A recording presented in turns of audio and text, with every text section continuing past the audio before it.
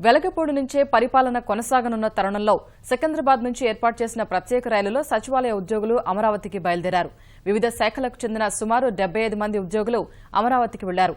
కుటుంబాలు వదిలి వెళ్తున్నామన్న బాధ ఉన్నా నవ్యాంధ్ర అభివృద్ధిలో పాలుపంచుకునేందుకు అమరావతికి వెళ్తున్నామని ఉద్యోగులు అభిప్రాయపడ్డారు.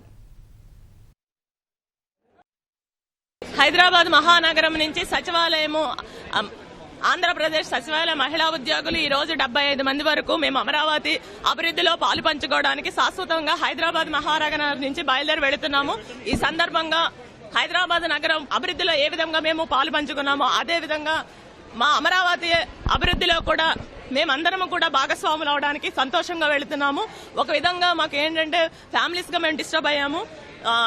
రాష్ట్రం విభజన అనేది జరిగిన తర్వాత హైదరాబాద్ లో ఉన్న ఉద్యోగస్తులకు మాత్రమే తీవ్రమైన నష్టం, అంటే కుటుంబాలుగా విడిపోవాల్సిన పరిస్థితి ఏర్పడింది.